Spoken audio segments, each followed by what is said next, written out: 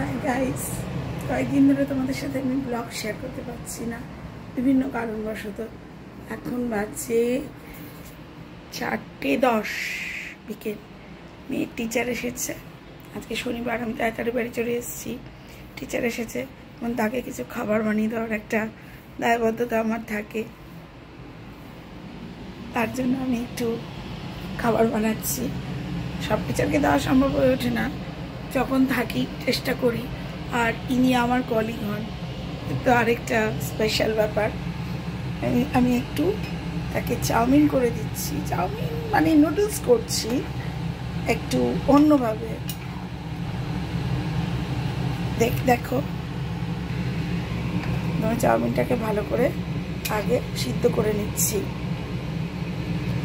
Easiest method, কিন্তু খেতে খুব টেস্টি হয়। স্কুল করে আসে তো বেচারি, ও খিদে পেয়ে যায়। চাটা করে দিয়ে এলাম, এবার এটা করে দিই, একটু ভালো করে খেতে পারবো তাহলে।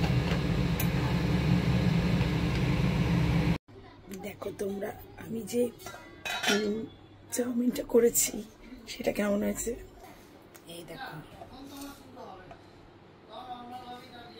এটা বানিয়েছি সয়া সস দিয়ে।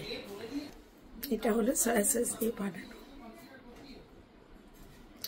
আর এটা খেতে ভীষণ টেস্ট হয়। এটা আগে কি করি, কড়াইতে আগে একটুখানি তেল দিয়ে নিই, তেল দিয়ে মিষ্টি দিয়ে নিই, তারপরে তার মধ্যে আগে সয়া সস দিই। সয়া সস দিয়ে এবার যেই চাউমিনটা আমি সিদ্ধ করেছি, সিদ্ধ করার সময় অবশ্যই এক ফোঁটা কিন্তু এক ড্রপ তেল দিয়ে দিতে হয়, সাদা তেল, তাহলে লেগে যায় না চাউমিনটা। তারপরে সেটাকে ঠান্ডা জলে ধুয়ে নিই, ধুয়ে ওর মধ্যে দিয়ে দিলাম, দিয়ে তারপরে নাড়িয়ে চাড়িয়ে নামিয়ে ফেললাম, বাস। গাইস, এখন বাজে 6টা, সোয়া 6টা সন্ধে। খুব ঘুমিয়ে পড়েছিলাম।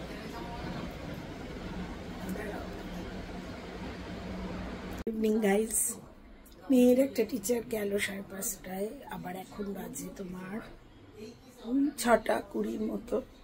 আরেকজন টিচার এসেছে, বেচারি আর পারছে না, তো স্যার এসছে, স্যারের সাথে একটু কথা বললাম, এবং স্যারের জন্য একটু চা বসিয়েছি।